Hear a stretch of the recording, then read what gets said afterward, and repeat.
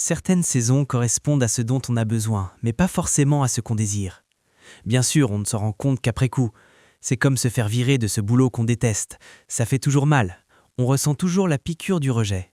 On réagit toujours comme si le destin nous avait arraché quelque chose qui nous appartenait.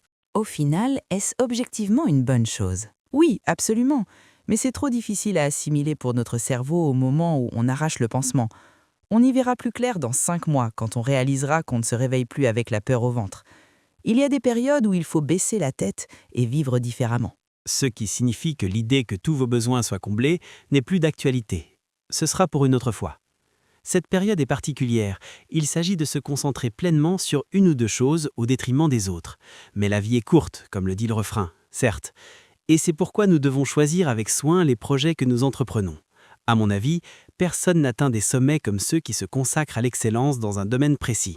Ce n'est qu'après avoir conquis le royaume qui se dresse devant vous que vous pouvez vous offrir le luxe de récupérer tout ce qui compte.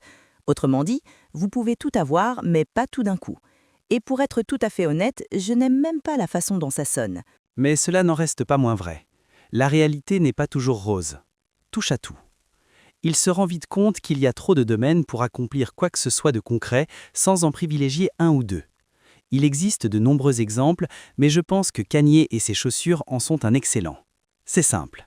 Il est devenu tellement doué en production musicale, en se concentrant sur un seul domaine pendant si longtemps, que lorsque cela a porté ses fruits, il a pu se permettre le luxe d'intégrer tout et n'importe quoi à son univers. C'est un exemple extrême, mais cela s'applique aussi à petite échelle. Il ne comprend pas ce monde sans se plonger corps et âme dans un travail acharné. Viennent ensuite les périodes d'exploration, de croissance, d'expérimentation. Ces périodes nous sont particulièrement chères, car elles nous autorisent à une transformation profonde. Nous libérons l'enfant qui sommeille en nous. Étonnamment, il sait encore ce qui est le mieux.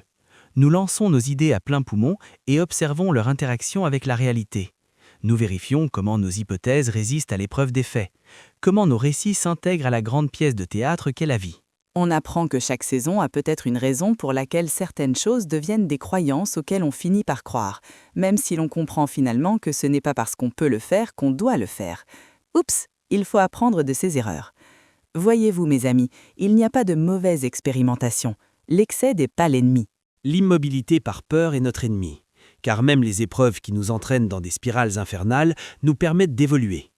Tout devient donné, et ces petits points de données tracent notre chemin. D'ailleurs, un homme plus sage que moi a dit un jour, ce sont précisément les points qui se relient lorsqu'on regarde en arrière. Cela implique nécessairement une période d'apprentissage par l'erreur. Puis viennent les saisons de la perte, celles où les fondations sur lesquelles nous nous tenions se fissurent sous nos pieds. On se souvient alors de la nature éphémère de cette planète flottante sur laquelle nous nous trouvons, que toute chose a une fin, que toute chose disparaît, et cela nous oblige à voir la beauté qui était auparavant cachée à la vue de tous. Waouh, je ne m'y attendais pas. Comment ai-je pu être aussi naïf, se demandent mes yeux. Eh bien, parce que si tu passais ta vie à t'inquiéter constamment de ce qui restera et de ce qui partira, les aléas de la vie existeraient toujours et tu serais malheureux.